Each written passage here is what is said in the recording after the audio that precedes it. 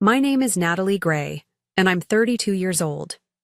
For as long as I can remember, my family has celebrated my brother Joseph's birthdays with extravagant parties while somehow forgetting mine. Year after year, I accepted this invisible status, silently building my career and saving every penny. This year, when they forgot my birthday again, I stayed quiet. They had no idea about my bonus or what I was planning. Before I continue my story, I'd love to know where you're watching from. Please hit that like button and subscribe if you want to hear how I finally claimed my worth. Growing up in our pristine colonial home in suburban Boston, I learned early that some family members shine brighter than others. My parents, Thomas and Eleanor Gray, always made sure we had everything we needed materially. Dad worked as a corporate attorney, while Mom managed several high-end boutiques in the city. From the outside, we appeared to be the perfect American family: successful parents, 2 healthy children, and a golden retriever named Cooper. But within our household walls, a different reality existed. The pattern began subtly when Joseph and I were young. When he turned 10, my parents transformed our backyard into a carnival wonderland. Over 50 kids from school attended, bouncing on the rented inflatable castle, faces painted by professionals, and feasting on catered food. A magician performed impressive tricks that left the children gasping with delight. My parents spared no expense, proudly documenting every moment with their expensive camera. Just 3 months later, when my 8th birthday arrived, I woke up with butterflies in my stomach. Mom rushed us through breakfast, hurrying to get Joseph to his soccer tournament. "We'll do something special tonight, honey," she promised, kissing my forehead before dashing out the door. That evening, after Joseph's game-dominated dinner conversation, Mom placed a store-bought cake in front of me with 8 skinny candles. They sang quickly, and Dad passed me a gift bag containing a generic journal and colored pencils. "You're the quiet one, sweetie," Mom explained when I couldn't hide my disappointment. "Joseph is more extroverted, so he enjoys big parties. We thought you'd prefer something small." Dad nodded in agreement. "Plus, we're just tired from work. Planning big events takes a lot of energy." I didn't understand yet how these justifications would become a lifelong pattern, but I nodded and thanked them for the cake, retreating to my room to write in my new journal about the birthday I had imagined. My Aunt Caroline noticed the disparity during her rare visits from California. "Natalie, why don't your parents have any photos from your piano recital on the wall?" she once asked, gesturing toward the shrine of Joseph's athletic achievements dominating our hallway. I shrugged, having accepted my secondary status. "Aunt." Caroline frowned but lived too far away to intervene regularly. My grandmother Martha became my sanctuary.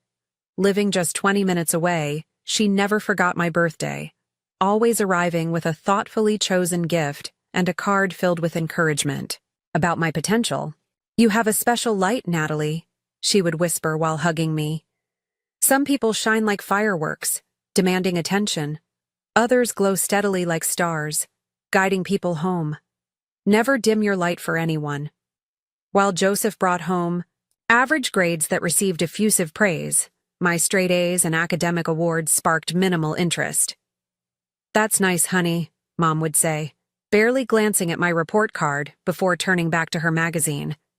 When I won the district spelling bee in 5th grade, Dad had an important meeting and Mom had inventory at the store. I stood alone on stage, searching the audience for familiar faces that weren't there, while my teacher, Mrs. Patterson, gave me an extra congratulatory squeeze, understanding my disappointment.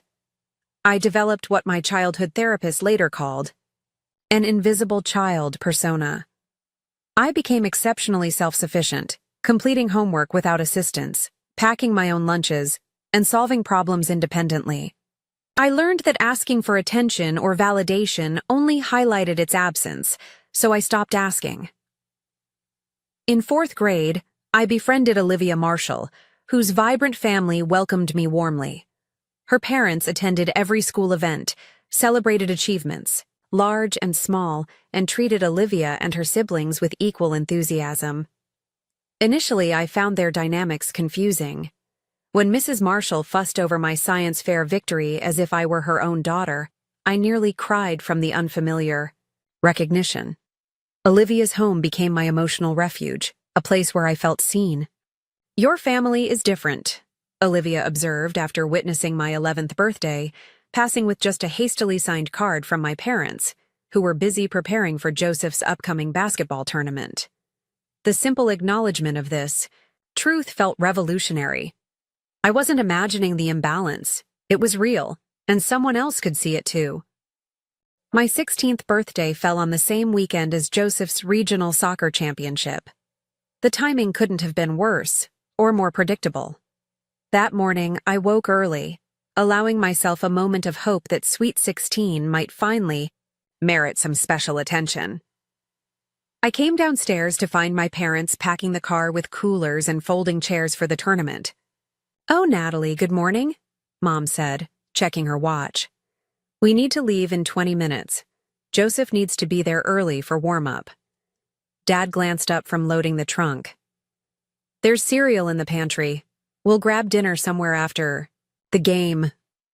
Neither mentioned my birthday. I stood frozen in the doorway, the invisible girl turning 16 without anyone noticing. I retreated to my room, applied makeup to hide my red eyes, and joined them in the car, where the conversation revolved entirely around Joseph's prospects for earning a soccer scholarship. We spent my entire birthday on metal bleachers, cheering for Joseph's team. When they won, my parents jubilantly took the whole team for pizza, where I sat quietly in the corner, watching 16 candles burning down in my imagination. The contrast with Joseph's 16th birthday 6 months earlier had been stark. My parents had rented a hotel ballroom, hired a DJ, and invited his entire grade. The celebration culminated with Dad ceremoniously handing Joseph keys to a brand new Jeep Wrangler, complete with custom wheels and a premium sound system.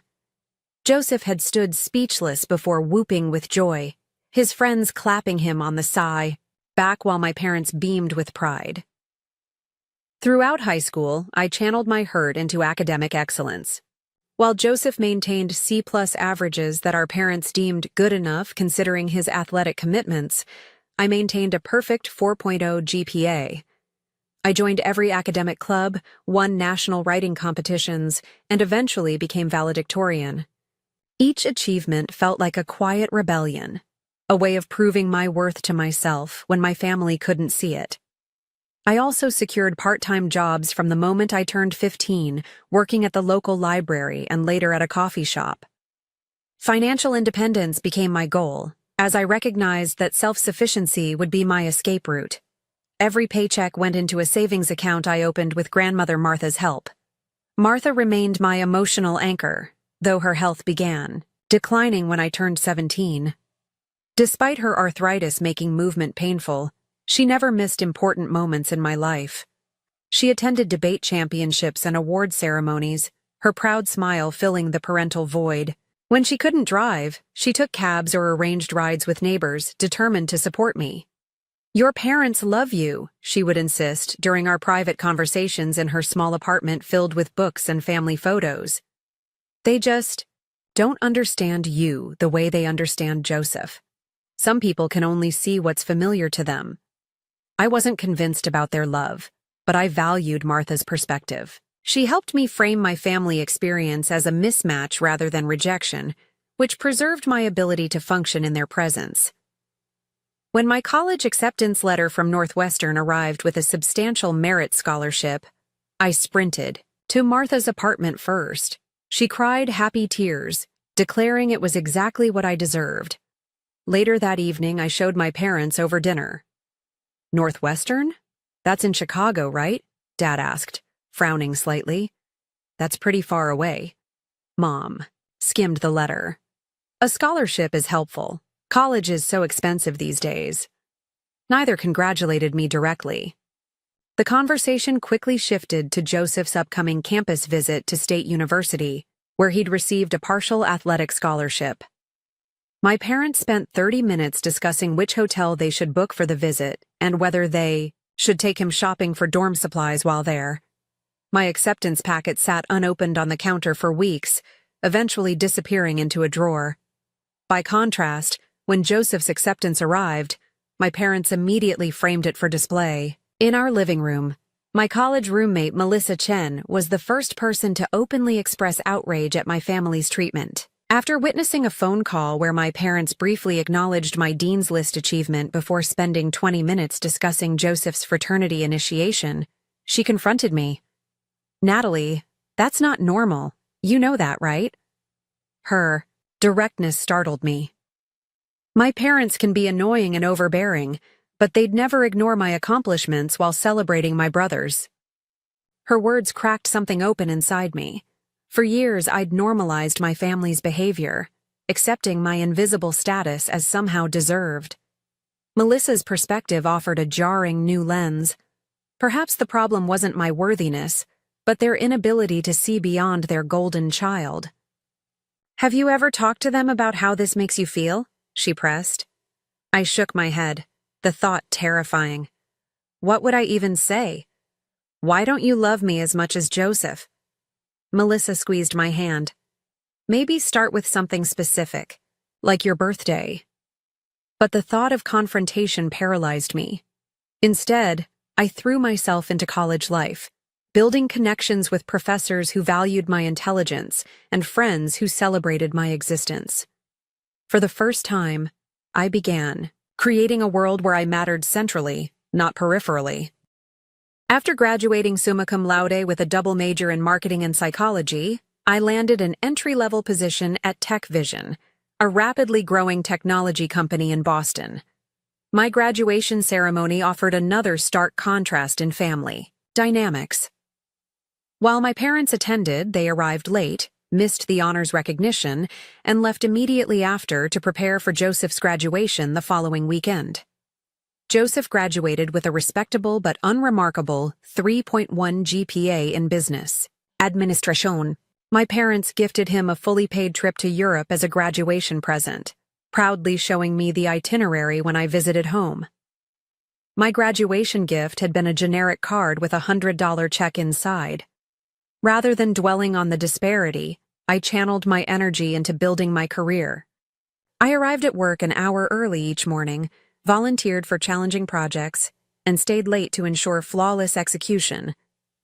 My drive wasn't solely about professional ambition. It stemmed from a lifelong need to prove my worth. Within 18 months, I received my first promotion to marketing specialist. By my 25th birthday, I became the youngest team lead in company history. Each promotion validated what my family couldn't see, that I was exceptional, valuable, and worthy of recognition. The pattern of forgotten birthdays continued throughout my 20s.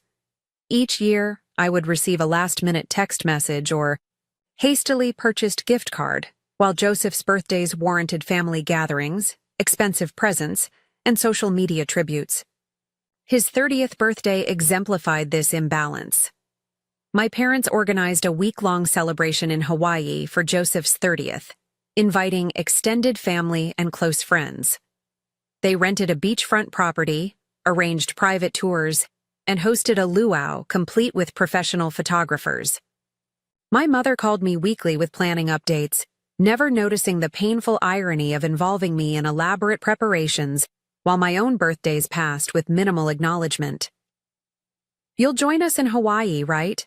Mom had asked, as if this was a generous inclusion rather than another reminder of the disparity. I declined, citing work commitments. In truth, I couldn't bear witnessing the celebration knowing my 30th birthday 3 months earlier had merited only a text message from Dad saying, "Happy birthday, kiddo. Have a good one." The greatest loss of my adult life occurred when grandmother Martha passed away when I was 28. Her health had been declining for years, but nothing prepared me for the void her absence created. She was the one person who had consistently seen me, valued me, and loved me unconditionally. At her modest funeral, I stood numb as relatives offered condolences to my parents and Joseph, few acknowledging that Martha and I had shared a special bond. Aunt Caroline, who flew in from California, approached me privately. "She loved you most fiercely," she whispered. "She worried about you constantly." A week after the funeral, Martha's lawyer contacted me about a small inheritance, her vintage jewelry collection and personal journals she'd kept throughout her life. Reading her private thoughts devastated and validated me simultaneously. Martha had documented the pattern of favoritism she observed, expressing concern about its impact on my development while noting her admiration for my resilience. "Watched T&E fuss over Jay's baseball trophy for 20 minutes today without asking N about her perfect report card," one entry read. "Considered confronting them but fear it would make things worse for N. Instead, taking her to celebrate privately tomorrow. She deserves champions in her corner." Martha's journals became both comfort and catalyst. They confirmed I hadn't imagined the disparity while forcing me to confront its continued impact on my adult life. After several months of grief-induced insomnia and anxiety attacks, I began therapy with Dr. Samantha Willis. "You've developed remarkable coping mechanisms," Dr. Willis observed during our sessions. "But adapting to unhealthy dynamics isn't the same as healing from them." Through therapy, I began addressing the childhood neglect that shaped my perfectionism, people-pleasing tendencies, and fear of expressing needs. I practiced setting boundaries with family, though these were often tested and violated. I also worked on building deeper connections with friends who valued me authentically. At work, I formed a particularly close friendship with Rebecca Johnson, our creative director. Unlike many colleagues who respected but feared her exacting standards, I thrived under her mentorship. She pushed me to refine my skills while recognizing my unique strengths. "You have exceptional emotional intelligence," Rebecca noted during a performance review. "You anticipate client needs before they express them. That's invaluable in marketing." With therapy and meaningful friendships nurturing my self-worth, I gradually separated my value from my family's perception. Though birthday disappointments and overlooked achievements still stung, they no longer threatened my fundamental sense of self. I was building a life where I mattered, regardless of whether my family could see it. The trajectory of my professional and personal life changed dramatically during my 4th year at TechVision. Our company needed to rebrand its flagship product suite to compete with an aggressive new market entrant. Despite being junior to several colleagues, I proposed a comprehensive marketing strategy that resonated with our executive team. "This approach reflects a deep understanding of our users' emotional journey," our CEO Victoria Bennett commented after my presentation. "It's exactly the direction we need." I was appointed project lead, a position that both terrified and exhilarated me. For 6 months, I worked tirelessly, coordinating with design teams, managing timelines, and communicating with stakeholders. The pressure was immense, but for once, the perfectionism born from childhood neglect served me well. I anticipated problems before they emerged and developed creative solutions that kept the project on track. When we launched the rebranded product line, industry response exceeded all projections. Technology publications praised the intuitive design and emotional resonance of our campaign. New customer acquisition increased by 70% within the first quarter, and our stock price reflected the market's confidence in our strategy. During the company-wide celebration, CEO Victoria pulled me aside. "This success is largely due to your vision and execution," she said, handing me a glass of champagne. "The board has taken notice." 2 weeks later, I was promoted to Director of Brand Strategy with a substantial salary increase and an unexpected year-end bonus of $70,000. The executive notification arrived in my private email, marked confidential with instructions about tax implications. I sat alone in my apartment that evening, staring at the bonus notification with tears streaming down my face. The amount exceeded my most optimistic expectations and represented something more valuable than money: recognition of my worth. When I called my parents to share news of my promotion, their response followed the familiar pattern of mild interest. quickly redirected to Joseph. "That sounds nice, honey," Mom said after my brief explanation of my new role. "Did Joseph tell you about his new business venture? He's opening a fitness center downtown. Your father and I are helping with the initial investment." Dad chimed in enthusiastically. "It's a tremendous opportunity. The location is premium, and with Joseph's connections from his college sports days, he's sure to attract a solid client base." I listened to them expound on Joseph's entrepreneurial potential for 20 minutes without asking a single follow-up question about my career achievement. My news, as always, was a brief detour from the main family narrative centered on Joseph. Later that week, during our regular phone catch-up, Joseph mentioned casually, "Mom and Dad transferred $40,000 to help me secure the gym space. They're so supportive." I bit my tongue, remembering how I'd paid for graduate school entirely through scholarships and part-time work after they explained they needed to conserve funds for retirement. Their financial support of Joseph wasn't surprising, but the amount still stunned me. As my 32nd birthday approached in early spring, I made a deliberate decision to remain silent about it. Previous attempts to hint at birthday acknowledgement had only yielded last-minute obligatory gestures that made the oversight more painful than if they had forgotten entirely. This year, I would expect nothing and spare myself the disappointment. Dewey? Weekend before my birthday, Rebecca invited me to join her at her coastal Maine cottage. "I need help choosing paint colors for the guest room," she explained. "Plus, we both need ocean air." During our drive along the picturesque coastline, Rebecca pointed out an elegant Cape Cod-style house with a "for sale" sign posted near the road. "That place has been on the market for months," she mentioned. "Apparently, the owners relocated overseas for work and are motivated to sell." On impulse, I asked to stop. As we walked the property, peering through windows at hardwood floors and ocean views, something shifted inside me. The house needed updates but had excellent bones and a private path to a small beach cove. For the first time, I could envision a space that was entirely mine, removed from family dynamics and workplace pressures. "I'm going to call the realtor," I announced, surprising both Rebecca and myself. The asking price had already been reduced significantly, and with my bonus and savings, I could make a substantial down payment. After a thorough inspection revealed no major issues, I submitted an offer 10% below asking price, which the sellers accepted within hours. The mortgage approval process moved swiftly given my excellent credit score and stable employment. As I signed closing documents exactly 1 week after my forgotten birthday, I experienced an unfamiliar sense of power. I owned something significant that my family knew nothing about. Over the next 2 months, I drove to Maine every weekend, painting walls, replacing outdated fixtures, and furnishing my retreat with carefully selected pieces. Rebecca helped transport furniture and offered design suggestions, but this project was fundamentally mine, a physical manifestation of my independence and worth. I told no one in my family about the vacation home, not when Dad called to discuss tax strategies for their retirement accounts. Not when Mom texted photos of new equipment arriving at Joseph's gym. Not when Joseph complained about permit delays and unexpected expenses in his business venture. With each improvement to my coastal sanctuary, my confidence grew. I replaced the dated kitchen countertops with gleaming quartz.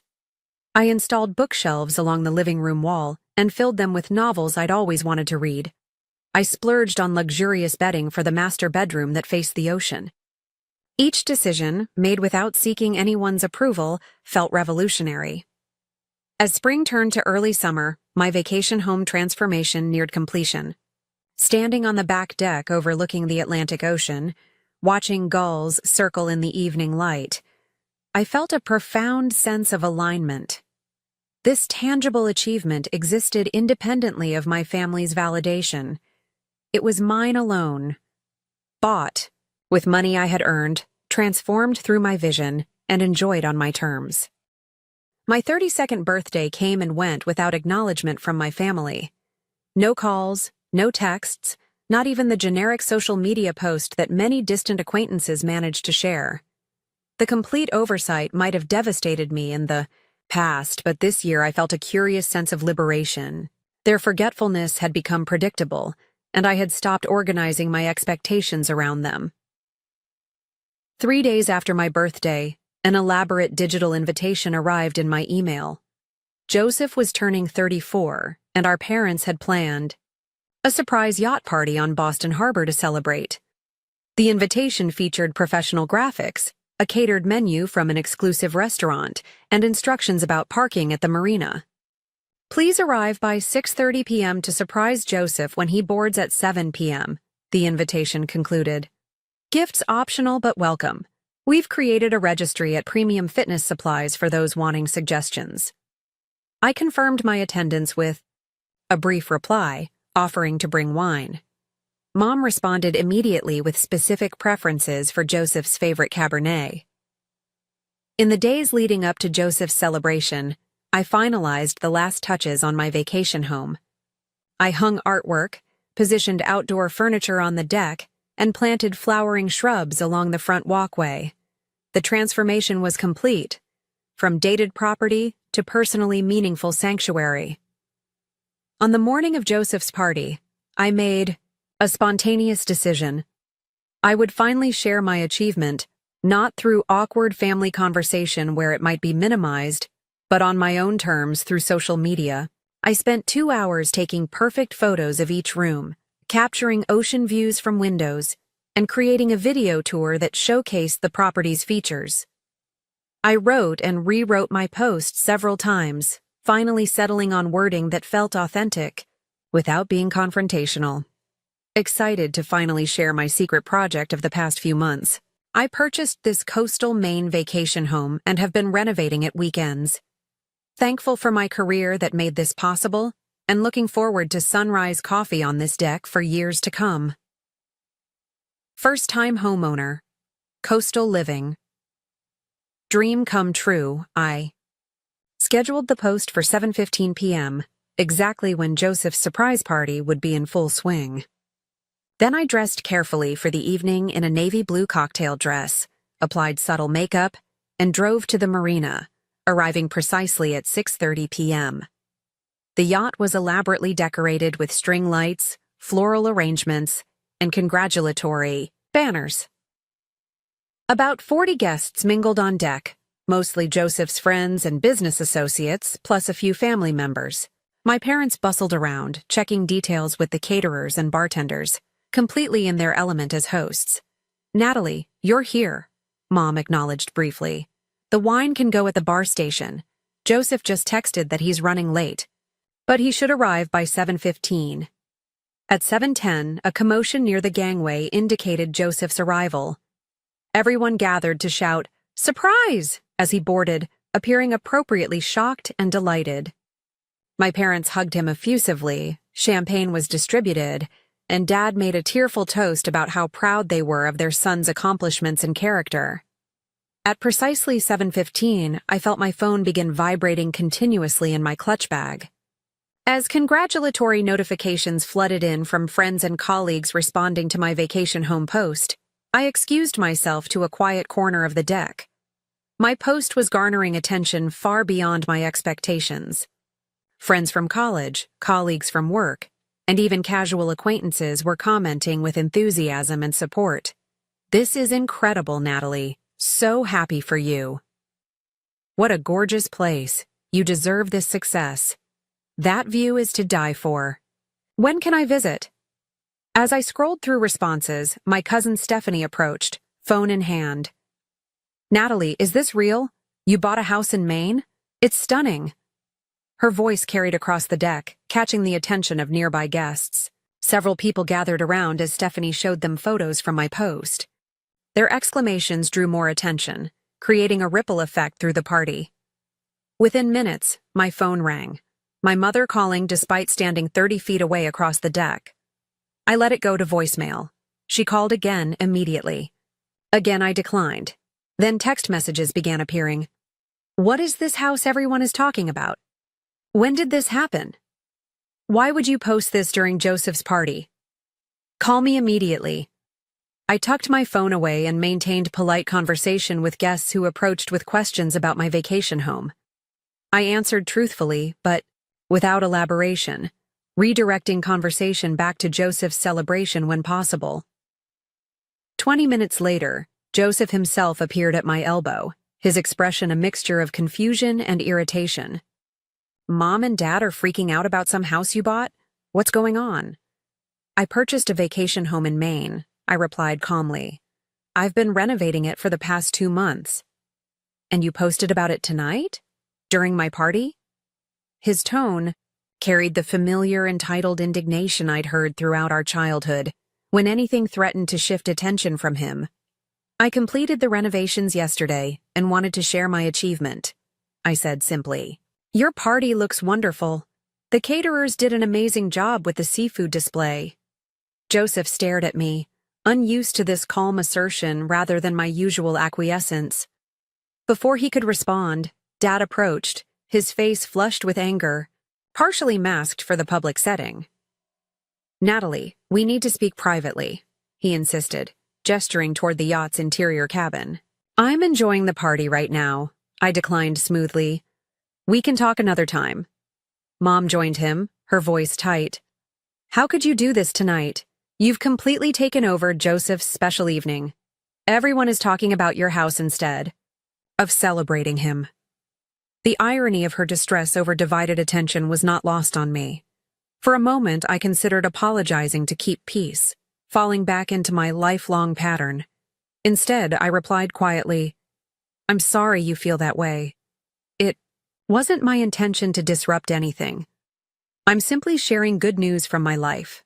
"You could have done that any other day," Mom insisted.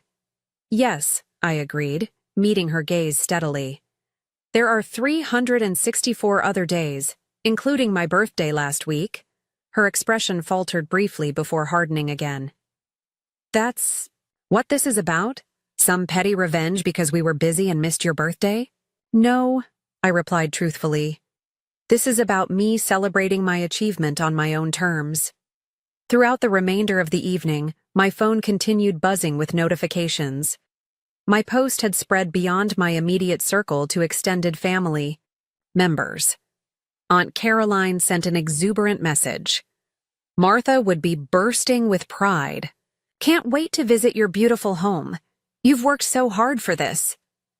Other relatives expressed similar sentiments, many noting they hadn't realized I was so successful in my career. Their supportive comments contrasted sharply with my immediate family's reaction, highlighting the different lenses through which people viewed my life. As the party wound down, I said polite goodbyes to guests and prepared to leave. Joseph intercepted me near the gangway. "You always need to make everything about you," he said bitterly. "Even when it's supposed to be my celebration." The familiar accusation, so backward from our family's reality, might once have silenced me. Instead, I responded with calm clarity. "Joseph, in 32 years, I've never had a party like this. I've never had my achievements announced in a family toast. I purchased a home with money I earned through hard work, and I'm proud of that. Your celebration is beautiful, and I've participated respectfully all evening. Both things can exist simultaneously." I left him standing speechless, walking confidently to my car with the evening breeze carrying the sound of continuing celebration behind me. For the first time in my life, I had refused to make myself smaller to maintain family harmony. The sensation was terrifying and exhilarating in equal measure. The 24 hours following Joseph's party brought an unprecedented flurry of communication from my family. Multiple missed calls accumulated while I slept peacefully, my phone silenced. By morning, voicemails demanded explanations about the vacation home, my finances, and the timing of my announcement. I prepared coffee and sat on my apartment balcony, mentally rehearsing responses with Dr. Willis's guidance echoing in my mind. "You don't owe detailed explanations about your life choices to people who haven't shown interest in your life." When I finally returned Mom's call, her voice crackled with barely contained frustration. "We deserve to know about major life decisions, Natalie. How could you purchase property without consulting us? Where did you even get that kind of money? I received a substantial bonus for my work on the company rebranding project, I explained calmly. Combined with my savings, it was enough for a down payment on a property that needed updating. A bonus? How much? She pressed. That's private financial information, I replied, surprised by my own boundary. Just as I don't ask about your financial decisions. That's different. We're your parents. Yes, you are. And I'm an adult managing my own finances successfully. I paused before adding, I've been director of brand strategy for almost 6 months now. The promotion came with significant compensation changes. The silence on her end spoke volumes. She hadn't registered or remembered my career advancement. After a moment, she redirected. Your timing was incredibly insensitive. Joseph's party was completely overshadowed by your announcement. I understand. You feel that way, I acknowledged without apologizing. Just as my birthdays have been overshadowed by Joseph's events throughout my life. Is that what this is about?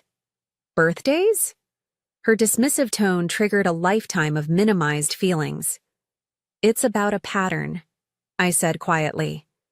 My 32nd birthday passed last week without acknowledgement from any of you.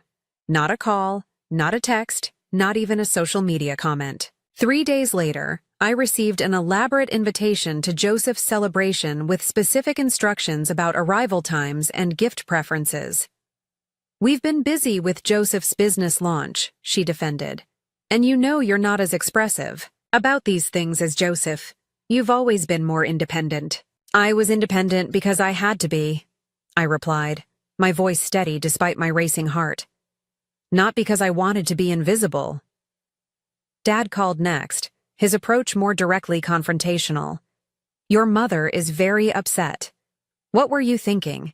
Natalie? Making a scene at Joseph's party? I didn't make a scene, Dad.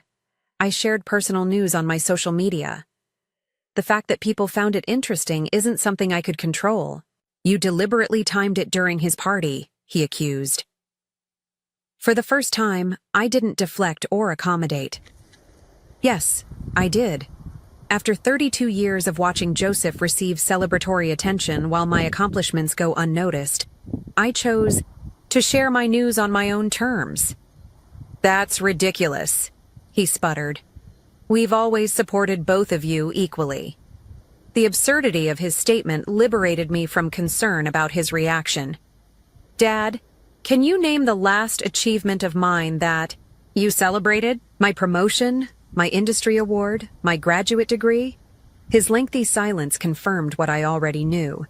He couldn't recall acknowledging any of these milestones. We've always been proud of you, he finally offered weakly. Pride without expression or acknowledgement feels remarkably like indifference, I responded. Joseph's text arrived that afternoon. Way to steal my thunder again. Always have to be the center of attention. Thanks for ruining my party. The accusation was so fundamentally contrary to our family dynamic that I actually laughed aloud before composing a response. Joseph, this is the first time in our lives I've done anything that diverted attention. From you. I'm sorry it feels uncomfortable, but your reaction speaks volumes. He didn't reply, but I could imagine his indignation. Joseph had never needed to compete for our parents' attention or validation. Having it divided, even momentarily, was an unfamiliar experience for him. The tension with my immediate family contrasted sharply with the warm responses from extended relatives. Aunt Caroline called from California, her voice brimming with enthusiasm. I've booked flights to come see your place in August, she announced. If that works for you, of course. I'm so incredibly proud of you, Natalie. Martha would be over the moon. My cousin Rachel sent a thoughtful message. Your home is gorgeous. I remember how you used to rearrange furniture in your bedroom constantly as a kid, trying to make it perfect. You always had an eye for design. The simple fact that Rachel remembered this detail about my childhood when my own parents seemed to retain so little about me was both touching and painful. For nearly a week, communication with my parents remained strained and minimal. I focused, On work, therapy sessions, and planning my next weekend at the vacation home rather than pursuing reconciliation. The ball was in their court, and for once, I refused to smooth things over at my own expense. 6 days after Joseph's party, Dad called my office unexpectedly. "I'd like to stop by your apartment this evening," he said without preamble. "Just me. There are things we should discuss." His tone was uncharacteristically hesitant, lacking the authoritative edge I'd grown accustomed to. I agreed, setting a boundary of 1 hour for the visit.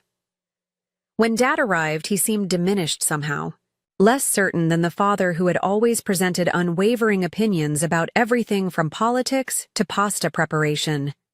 He declined my offer of coffee or wine, sitting stiffly on my living room sofa.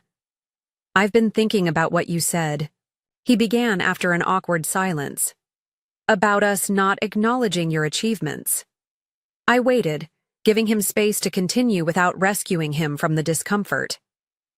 "Your mother and I discussed it, and we realized there might be some truth to it." He stared at his clasped hands. "Not intentionally, of course. We never meant to make you feel less important than Joseph. Intent doesn't change impact," I said quietly, echoing Dr. Willis's frequent reminder. He nodded slowly. "I suppose not." Another lengthy pause followed before he continued. "Joseph said something similar, actually. After he calmed down, he mentioned that you've never had a surprise party or big celebration like he's had." The acknowledgement that even Joseph recognized the disparity surprised me. I'd always assumed he was as oblivious to his favored status as my parents were to my neglected one. "Your mother is having a harder time seeing it," Dad admitted. "She keeps saying you're just different personalities with different needs. But I've been thinking about your birthdays specifically, and I can't remember the last time we did anything special for you." The conversation continued haltingly, with Dad oscillating between defensiveness and genuine reflection. He asked to see photos of my vacation home, showing what seemed like authentic interest in the renovation choices I'd made. As he prepared to leave, he paused at the door.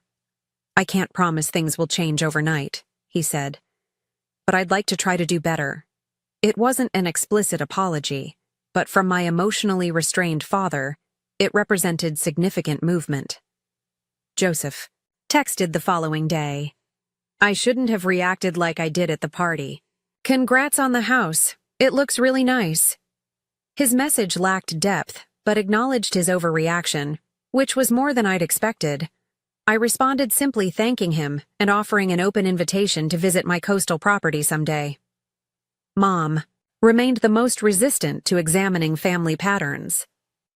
When she finally called, her approach combined superficial interest in my home with subtle digs about my sensitivity and attention-seeking behavior. I maintained firm boundaries, redirecting her attempts to minimize my experience without engaging in arguments. "I understand this is difficult to discuss," I told her. "I'm not asking for apologies or dramatic changes.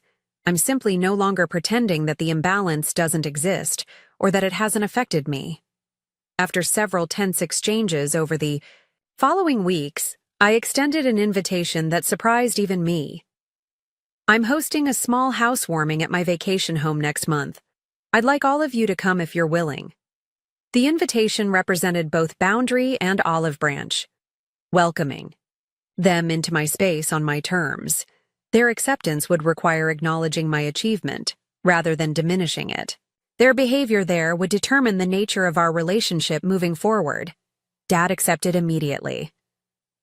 Joseph followed a day later with a brief, "I'll be there." Mom hesitated longest, finally agreeing after what I imagined were lengthy discussions with Dad.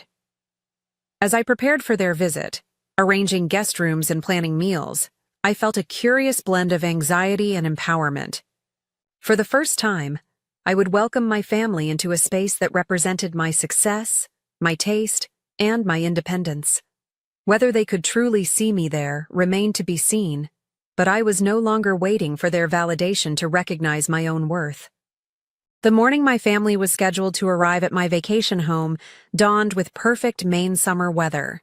Sunshine sparkling on ocean waves visible from my kitchen window as I prepared breakfast.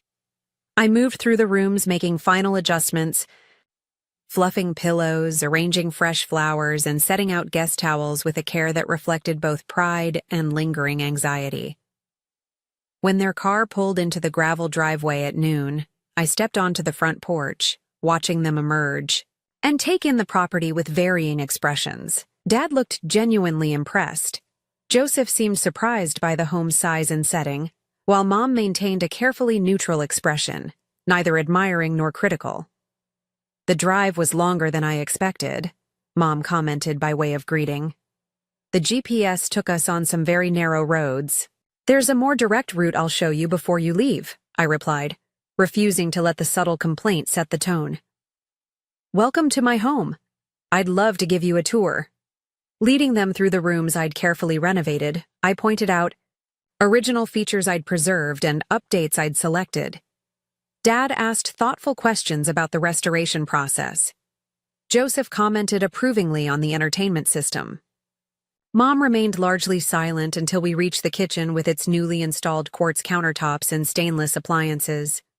"This must have cost a fortune," she observed with an unmistakable edge of judgment. "It was a significant investment," I acknowledged calmly, "one that aligned with my financial planning and brings me joy every day." The subtle boundary seemed to register as she nodded without further comment. The back deck with its panoramic ocean view finally drew genuine appreciation from all of them. Even Mom couldn't maintain indifference before the spectacular coastline. "It's breathtaking," she admitted quietly. "This is why I fell in love with the property," I explained. No matter what was happening inside, this view promised perspective. The afternoon progressed with less tension than I'd anticipated.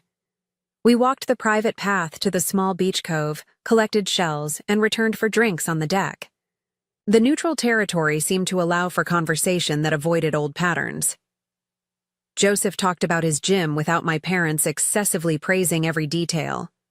I shared anecdotes about the renovation process without them changing the subject, to Joseph's endeavors.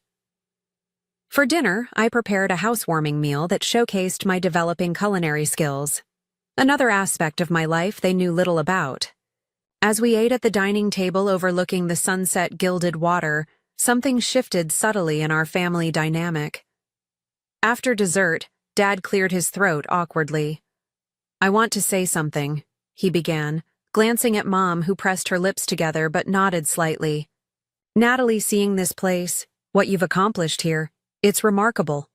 And it's made me realize how much of your life we've missed by not paying proper attention." He continued with uncharacteristic emotional openness. "I'm sorry for that. Truly sorry. No parent wants to think they've favored one child, but your mother and I have been doing some hard reflection since our conversations last month." Mom remained quiet, but I noticed her eyes glistening. Joseph studied his dessert plate, uncomfortable but not interrupting. "We'd like to start by properly acknowledging your birthday," Dad continued. "It's late, but we brought something." He retrieved a small gift bag from their room and placed it before me. Inside was a delicate silver picture frame containing a photo I'd never seen before. Me at about 7 years old sitting on Grandmother Martha's lap, both of us laughing at something off camera. "Martha gave us this years ago," Mom finally spoke. "She said it captured your spirit perfectly. We found it when going through some storage boxes recently. The simple gift held more meaning than any expensive present could have.